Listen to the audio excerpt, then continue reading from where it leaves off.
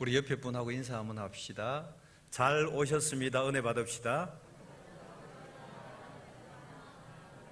한 번만 더 합시다. 하나님의 축복이 여러분 당신에게 임할 줄 믿습니다.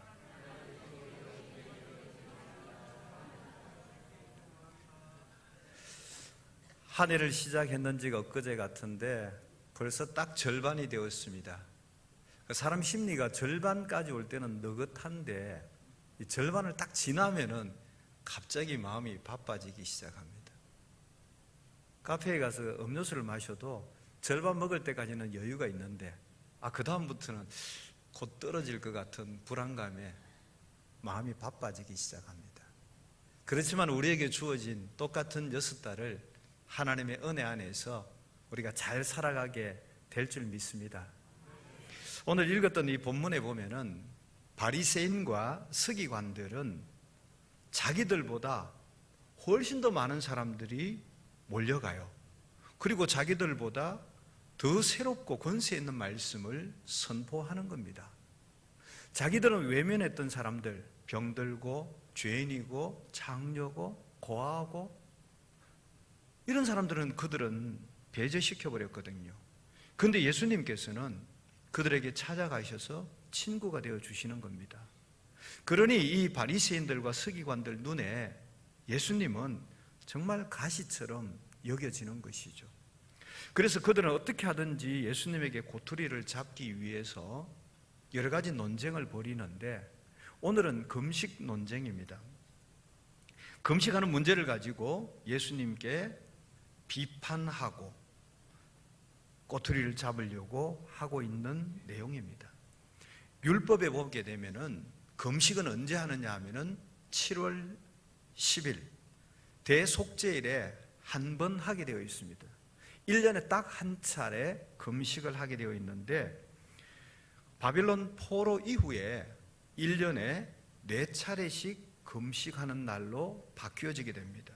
그 이후에는 종교 지도자들이 자신들이 계속해서 존경을 받고 그 기독권을 유지하기 위하여서 율법에 정한 것보다 훨씬 더 많은 금식을 정하고 지키고 있었습니다. 바리새인들은 일주일에 2번 금식하거든요. 언제 하느냐 하면은 모세가 율법을 받으러 시내산에 올라갔다고 여기는 목요일, 그리고 율법을 받고 내려왔다고 여기는 월요일, 그래서 일주일에 2번 금식하고 있는 것입니다. 이건 율법에 없어요. 그러나 자기네들이 만들어서 전통으로 지키고 있는 것입니다. 그런 유대 종교 지도자들이 예수님에게 와서 얘기합니다.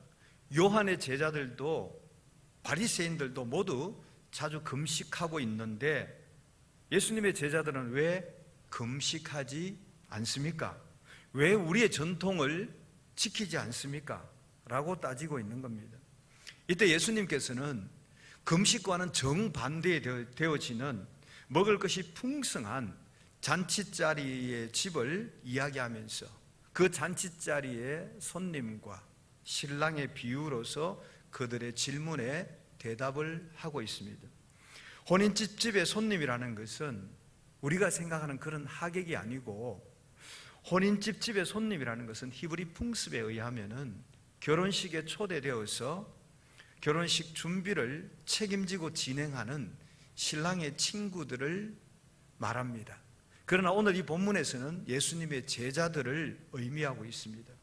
그리고 신랑은 예수님 자신을 의미하고 있습니다. 그리고 여기 지금 잔치가 벌어지고 있는 이 잔치자리는, 결혼식 자리는 우리가 기다리던 메시아를 만나는 자리로 표현하고 있는 것입니다. 자, 이렇게 기쁘고 즐거운 잔치집에서 초대한 손님들에게 금식을 시킨다는 것은 말이 되지 않습니다. 여러분도 누구 결혼식에 갔는데 부주를 내고 난 다음에 식권 주세요 했는데 오늘 금식입니다 이러면은 뭐 이런 집이 다 있어? 속으로 불만이 생길 겁니다. 예수님께서 그렇게 이야기합니다. 오늘 지금 결혼식 잔치가 벌어지는 이 집에 금식을 선포한다는 것은 말이 되지 않는다는 얘기죠. 금식이라는 당시 전통을 가지고 메시아의 복음을 제시하는, 메시아의 복음을 제안하는 그 유대인들에게 예수님은 말씀하시기를 지금은 금식할 때가 아니다. 지금은 결혼식 잔치자리잖아. 그러니까 지금은 금식할 때가 아니라고 말씀하시면서 언제 금식해야 되느냐 하면은 신랑 되신 예수님께서 너희 손에서 빼앗길 때, 즉 다시 말해서 예수께서 십자가에 죽으시고 장사되실 그때에 그 어려움과 절망의 때를 어떻게 극복할 수 없으니 그때 금식해야 된다라고 말씀하고 있습니다. 예수님의 이 말씀을 보면은 때에 맞게 행동하라는 것입니다. 때에 맞게 행동하라는 것이. 금식을 할 때가 있고 금식하지 않아야 할 때가 있다는 것이죠. 예수님께서는 본문을 통하여서 메시아가 이 땅에 오신 새 시대에는 과거 유대인의 옛 전통을 쫓아 행동해서는 안 된다는 사실을 이야기하고 있습니다. 내가 지금 메시아로 와서 복음을 선포하고 있는데 너희는 과거의 율법에 매여서 그 전통에 의해서 이 복음을 제한하고 있다면 그것은 잘못된 일이다 라고 하시면서 두 가지의 비유를 들어서 설명을 하고 있습니다. 그 두 가지 비유는 우리가 잘 아는 생배 조각과 새 포도주에 관한 이야기입니다. 이 두 비유에서 생배 조각과 새 포도주는 예수님께서 오셔서 복음을 선포하고 있는 새 시대를 의미하고 있습니다.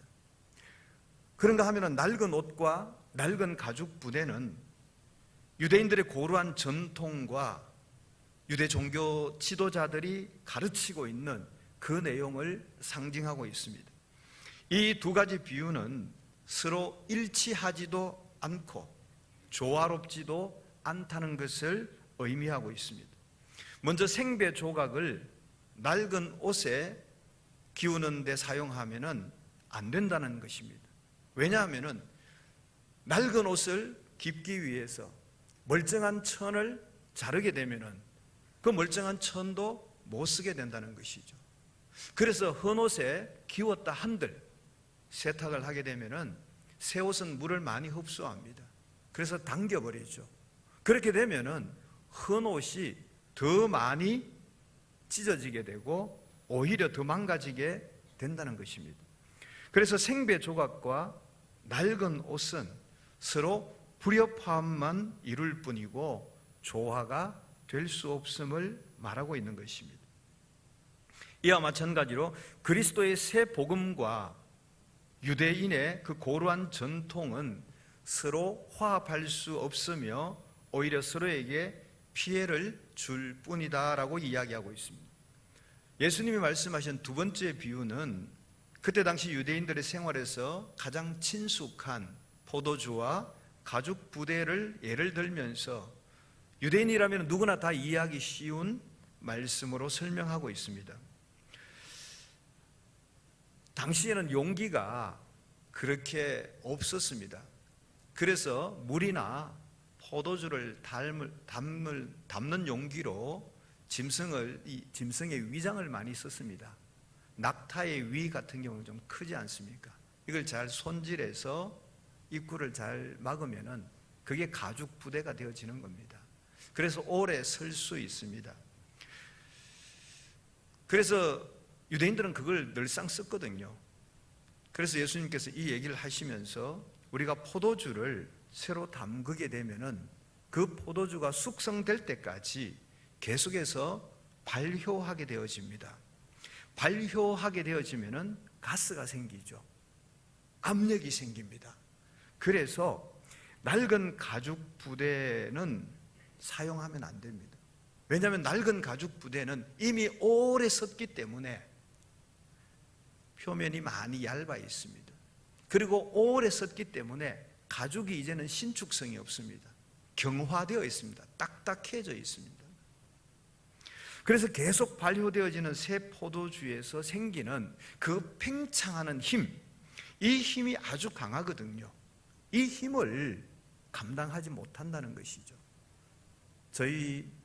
제가 어릴 때 우리 집에 포도밭을 했기 때문에 잘 압니다.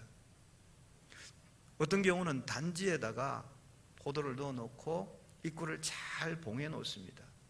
그런데 어느 날 보면 단지가 깨어지는 경우를 제가 본 적이 있습니다. 그 압력이 너무 세서 단지도 깨버리더라는 것이죠. 이 새롭게 담근 포도에서는 그 팽창하는 힘이 너무 강한데 신축성이 없는 낡은 가죽 부대는 그 힘을 견디지 못하는 것이죠. 그래서 가죽 부대가 터져버리는 것이죠. 그러면 그 속에 있던 포도주도 다 쏟아져 버리게 되는 것입니다. 그래서 새 포도주는 신축성이 뛰어난 새 가죽 부대에 담아야 하는 것입니다. 새 가죽 부대라고 말할 때 새자 있죠. 이 새라는 말은 아직도 써보지 않았던, 과거에는 없었던 낯설고 놀라운 이런 질적인 새로운 것을 의미합니다. 새로운 것, 새 것, 그 새자가 뭡니까? 한 번도 안 써봤다는 것이죠. 한 번도 경험한 바가 없다는 것이죠. 낯설다는 것이죠. 그런 새 부대를 준비하라고 얘기합니다. 율법과 규례와 전통이라는 것에 얽매여서 하나님의 백성으로서의 복음의 자유와 안식을 누리지 못하고 있던 그 유대인에게 예수님이 전하시는 복음과 예수님의 행동은 전에 들어본 적이 없는 새 복음이었죠. 새로운 행동이었죠. 유대인들에 봐서는 낯선 행동이었죠. 그들로 하여금 놀라게 만드는 것이었던 것입니다. 이제 예수님에 의해서 새롭게 제시된 복음과 그에 따른 생활 방식을 낡고 형식적인 전통의 관념에 담을 수 없음을 말씀하고 있는 겁니다. 따라서 낡은 종교 형식을 보존하려는 그 어리석은 생각과 헛된 노력은 그만두고 새로운 포도주를 담을 수 있는 새 부대를 준비하는 일에 우리는 최선을 다해야 할 것입니다. 고루한 전통에 사로잡힌 삶이 아니라 복음의 정신으로 살아가야 한다는 것을 예수님께서 말씀하고 있는 것입니다. 그렇다면 복음의 정신이란 무엇이냐? 복음이라는 것은 믿는 자에게 구원을 주시는 하나님의 능력이라 그랬습니다. 믿는 자에게 구원을 주시는 하나님의 능력이 복음인데, 그러면 무엇을 믿습니까? 하나님의 아들 독생자께서 이 땅에 사람의 몸으로 오시고 우리의 죄를 위해서 대신 십자가에서 죽으시고 장사되시고 3일 만에 부활하시고 성천하셨다가 지금은 성령으로 우리와 함께 동행하고 있다는 사실을 믿는 것, 이 사실을 믿는 자에게 구원을 주시는 하나님의 능력이 바로 복음의 정신인 것입니다. 예수 그리스도의 복음을 믿게 되면은 어떤 일이 일어나느냐 하면은 마치 누룩이 반죽에 들어가서 양을 늘리고 질적인 변화를 일으키는 것과 같다는 것입니다. 그래서 내가 예수 그리스도의 복음을 제대로 접하기만 하면은 내 인격이 변화되고 내 삶이 변화되고 그뿐만 아니라 예수 그리스도를 향하는 나의 믿음의 자세도 달라지게 되는 것입니다. 내가 예수 그리스도의 복음을 제대로 믿지 아니하고 제대로 접하지 아니하면은 여전히 옛 전통에 매여서 다람쥐 쳇바퀴 돌듯 옛날에 하던 것 여전히 똑같이 하고 이거밖에 할 줄 모르는 양 계속 그것만 답습하는 구태의연한 삶을 살아갈 수밖에 없는 것입니다. 어느 교회의 일부 성도들의 모습 중에서 이런 얘기가 있습니다. 그분이 교회는 참 오래 다녔습니다. 그래서 다른 사람들이 말하기를 저 사람은 참 믿음이 좋아, 열심도 있어, 이런 얘기를 듣습니다. 근데 정작 자기가 자기 자신의 가슴에 손을 얹고 볼 때에 나는 믿음도 없고 감동도 없고 구원의 확신도 없고 열정도 없는 사람이라는 것을 본인은 안다는 겁니다. 그럼에도 불구하고 때가 되면은 안수 집사도 되고 권사도 되고 장로도 되기도 하는 겁니다. 그렇게 된 사람들의 대체적인 주장이 이렇습니다. 우리는 과거에도 이렇게 하는 것이 전통이었으니까 절대로 새로운 것으로 바꿀 수가 없습니다. 또 이렇게도 합니다. 우리 교회는 이제껏 그런 것을 한 번도 해본 적이 없습니다. 그래서 할 수 없습니다. 또 이렇게도 얘기합니다. 너무 급격한 변화는 교회에 무리가 옵니다. 그래서 안 됩니다. 또 이렇게도 얘기합니다. 당신이 이 교회에 온 지 얼마나 됐어요? 굴러온 돌이 백인돌 빼겠네? 이런 얘기들을 대체적으로 한다고 합니다. 하지만 그런 말을 하는 그 사람의 심령 가운데도 예수 그리스도의 복음이 제대로 정확하게 들어가기만 하면은 과거에 목숨처럼 여겼던 그 전통과 규례들을 뛰어넘어서 성령의 능력으로 능력 있는 사역을 하게 되고 삶의 변화를 통하여서 예수님의 지상 명령을 실천하는 일을 감당하게 됨으로 말미암아 정말 예수 믿는 그 맛을 느끼게 된다는 것입니다. 새 시대가 되었음에도 불구하고 아직도 우리는 이건 하면 안 돼요. 이건 할 수 없어요. 과거에 이렇게 했으니 이번에도 그렇게 해야 돼요. 라고 말하는 낡고 고루한 과거의 규례와 전통을 고수하고 있으면 안 된다는 것이죠. 사랑하는 성도 여러분, 여러분 자신과 우리 교회도 한번 돌아볼 수 있기를 원합니다. 오랜 생활을 하다가 보면은 이 관성의 법칙에 의해서 그냥 굴러가요. 혹시라도 내 자신과 우리 교회 가운데 구태의연한 모습은 없는지 우리는 살펴볼 필요가 있습니다. 우리 교회가 속한 곳이 개혁교단이지 않습니까? 날마다 개혁해야 됩니다. 그냥 좋은 것이 좋고 하던 대로가 좋고 옛날에 했으니까 이대로 하는 것이 좋다라고 생각한다면 개혁되지 않습니다. 변화되지 않습니다. 구태의연한 전통에 묶여서 여전히 그렇게 다람쥐 쳇바퀴 돌듯 돌아갈 수밖에 없는 것입니다. 만약에 내 자신을 돌아봤는데 내 생각이 아직도 낡은 가죽 부대 같다면 여러분들의 생각을 새 가죽 부대로 바꿀 수 있기를 원합니다. 지금 세상은 급변하고 있습니다. 주님 오실 때가 가까워 오고 있는데 우리는 옛날 전통에서 벗어나지 못하고 옛 향수에 빠져서 헤어나오지 못하고 있다면 새로운 시대, 새로운 일들, 새로운 비전들을 결단코 담을 수도 없고 이룰 수도 없는 것입니다. 그냥 예를 한번 들어볼게요. 최근 2, 3년 사이에 우리 교회에 새로이 등록하신 분들이 많이 계십니다.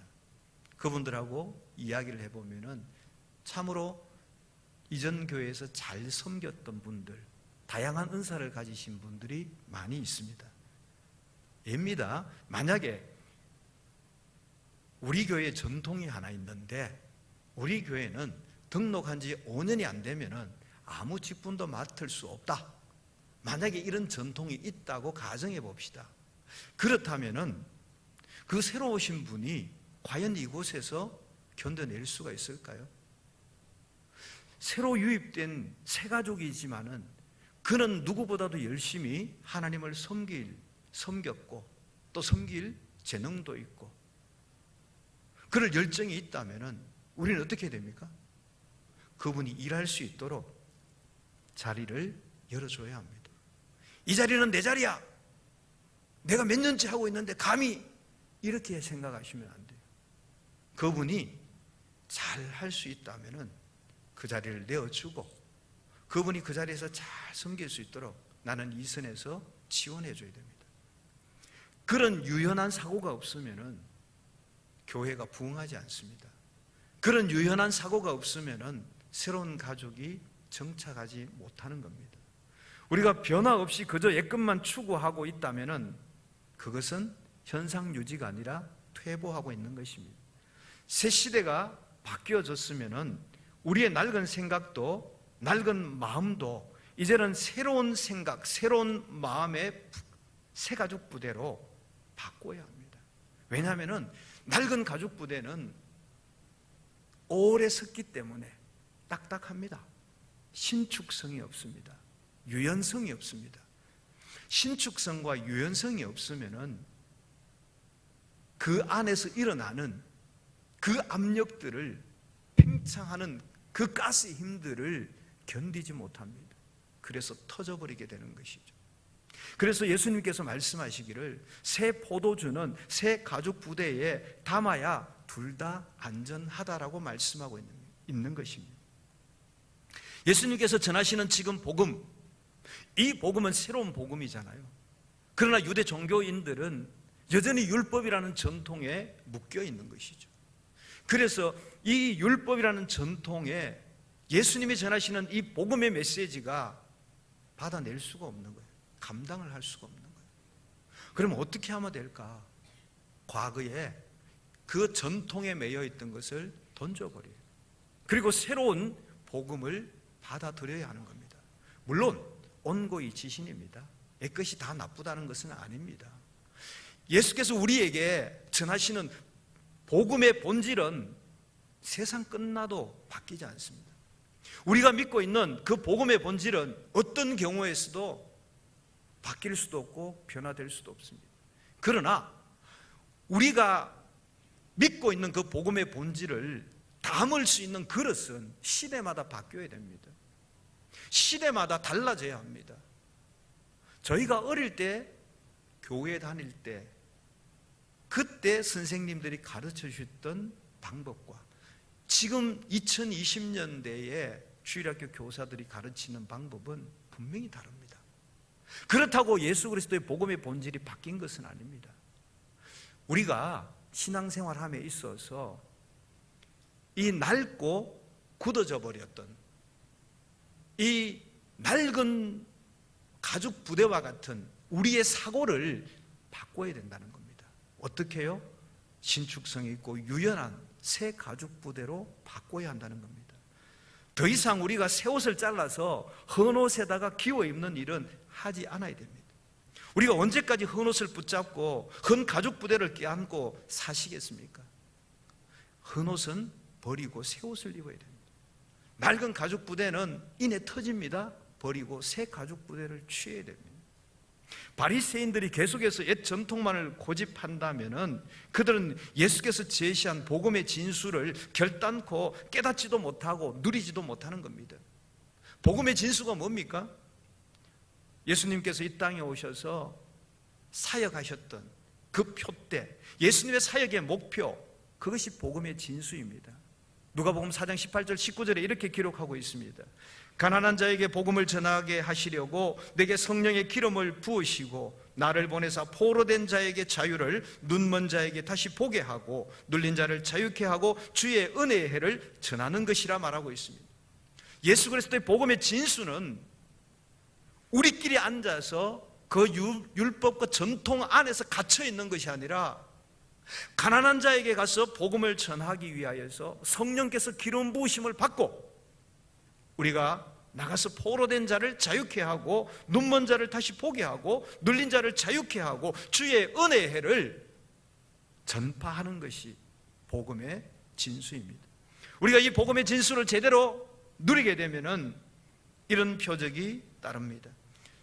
저희가 내 이름으로 귀신을 쫓아내며 새 방언을 말하며 뱀을 집으며 무슨 독을 마실지라도 해를 받지 아니하며 병든 사람에게 손을 얹은즉 나으리라 하셨습니다. 우리가 예수 그리스도의 복음을, 그 복음의 진수를 제대로 받아들이고 내가 누리게 되면은 이런 역사가 예수님에게만 일어나는 것이 아니라 다른 어떤 곳에서만 일어나는 것이 아니라 우리 가운데에서도 흔하게 일어나게 되는 것입니다. 그래서 우리가 복음의 진수를 제대로 누려야 합니다. 내가 복음의 진수를 누리기 위해서는 낡고 오래된 그 구습의 전통은 내려놓을 수 있어야 하는 겁니다. 예수님께서는 율법의 본래 정신은 저버리고 사람들이 인위적으로 만든 그 전통만을 고집하는 율법주의자들의 그 잘못을 경고하시면서 너희들이 그 아집에서, 그 고집에서, 전통이라고 묻고 있는 그곳에서 너희가 빨리 벗어날 것을 촉구하고 있습니다. 그곳에서 벗어나서 이제 내가 새롭게 너희에게 주는 이 복음을 받아들이라 이야기하고 있는 겁니다. 말씀을 맺으려고 합니다. 우리는 신축성이 없는 낡은 가죽 부대와 같은 마음이 되지 않도록 경계해야 됩니다. 내 마음은요, 나도 모르게 어느 날 보면은 딱딱해져 있어요. 어느 날 보면은 굳어져 있어요. 어느 날 보면은 신축성이 없어요. 그래서 대체적으로 사람이 나이가 들면은 고집이 있다 이렇게 얘기하잖아요. 그 왜 그래요? 이 내 마음의 가죽 부대가 낡았어요. 딱딱해졌어요. 신축성이 없는 거예요. 그러니까 고집만 남는 거예요.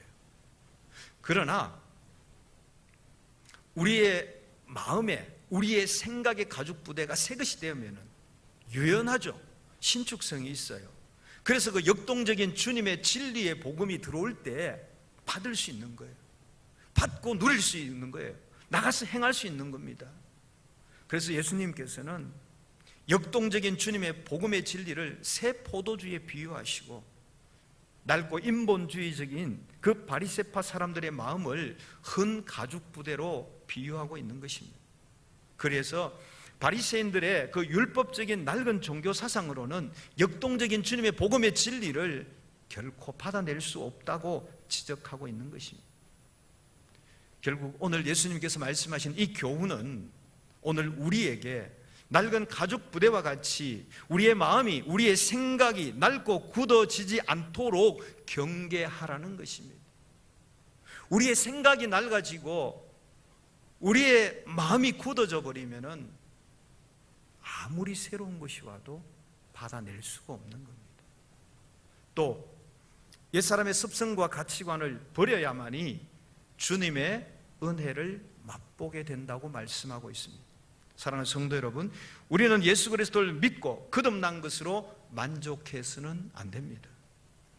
내가 예수 그리스도를 믿고 거듭났으면 이제는 믿음의 장성한 분량에 이를 때까지 우리의 믿음과 인격이 성장해 나가야 하는 것입니다. 그렇게 되려면은 그 옛사람의 습성과 잘못된 가치관을 과감히 버려야 하는 겁니다. 옛날부터 우리는 이랬으니까 이거를 절대 놓을 수 없다, 그렇게 말한다면은 그 범위를 절대 못 벗어납니다. 우리는 옛사람의 습성, 옛날의 가치관, 옛날의 관습, 그것을 놓을 수 있어야 됩니다. 그리고 주님께서 주시는 새로운 복음을 받을 수 있어야 됩니다.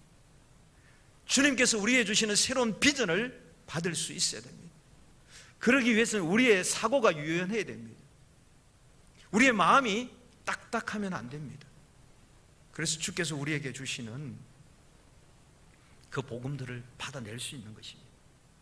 옛것을 버려야만이 새 것을 얻습니다. 옛사람의 습성과 가치관을 버려야만이 하늘로부터 내려오는 새로운 풍성한 진리를 받아낼 수 있고 성장할 수 있는 것입니다.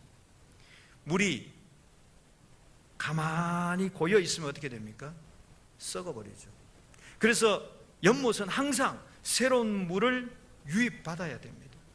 새로운 물이 받아들여지지 아니하면은 그 물은 썩을 수밖에 없는 것이죠. 우리 교회도 마찬가지입니다. 우리 교회가 날마다 새로운 가족이 와야 돼요. 날마다 새로운 가족이 등록하고 그들이 이곳에서 다시금 열심히 일하고 그래야 이 교회가 부흥되어지는 것이죠. 우리끼리 옛날부터 알고 있던 우리끼리만 하고 있다면은 이 교회는 성장이 없어요. 그래서 예수님께서 오늘 이 바리새인과 유대인들에게 얘기하는 것이 뭡니까? 너희들이 가지고 있는 전통, 그것에 얽매여만 있으면은 오늘 내가 너희에게 주는 이 복음의 진수를 누리질 못한다고 얘기하고 있습니다. 그러시면서 새로운 변화에 적응할 수 있도록 과거에 구태의연한 것은 내려놓아라고 얘기합니다. 그렇다고 과거에 무조건 과거에 가서 다 버리라는 것이 아니죠. 구태의연한 것은 버리고, 경직된 것은 버리고, 낡은 가죽 부대에 담아서 터지게 하지 말고 새로운 가죽 부대를 준비하라는 것이죠. 멀쩡한 천을 잘라서 낡은 옷에 깊게 하지 말고 낡은 옷은 버리고 새 옷을 입으라는 것이죠. 예수님께서 선포하시는 이 새로운 복음, 복음의 능력, 복음 안에서 자유, 이것을 누리라는 것이죠. 왜 율법에 매여서 지금도 계속해서 종노릇하고 그 억압에서 벗어나지 못하느냐? 이제 복음을 받고 복음이 주는 능력과 복음이 주는 자유를 누리라고 말씀하고 있습니다. 우리의 신앙은 날마다 새로운 변화에 적응해야 합니다. 생동하는 신앙생활을 하기 위해서는 새로운 변화에 적응할 수 있어야 됩니다. 여러분, 우리가 살아가는 이 시대는 하루가 다릅니다. 1년만 지나면 전혀 다른 세상이 되어 있습니다. 우리의 지금 자녀들이 자라나는 시대와 우리가 살아가는 시대는 같습니다. 그러나 생각하고 행동하는 것은 하늘과 땅 차이입니다. 우리 기준으로, 우리의 생각으로 우리의 자녀들을 맞추면 맞지 않습니다. 교회도요, 우리의 기준으로 운영되어지고 우리의 기준으로 하면 안 됩니다. 새로운 가죽 부대를 가져야 합니다. 그래서 우리 다음 세대들이 기뻐하며 올 수 있도록, 우리 다음 세대들이 이곳에서 예수 그리스도의 복음으로 새로워질 수 있도록 우리는 새롭게 길을 열어야 됩니다. 새롭게 시스템을 갖추어야 합니다. 그러기 위해서는 우리의 생각을 새롭게 해야 됩니다. 우리의 마음을 유연하게 해야 됩니다. 새 포도주는 새 부대에 담아야만이 둘 다 안전하게 되어지는 겁니다. 만약에 현재의 신앙 자리에만 머물러 있게 된다면 우리도 바리새인과 같은 독선과 형식주의 신앙으로 전락하기 쉽습니다. 새 포도주는 새 가죽 부대에 넣게 됨으로 말미암아 역동적으로 일어나는 새로운 일들을 힘있게 펼쳐 나가게 될 줄 믿습니다.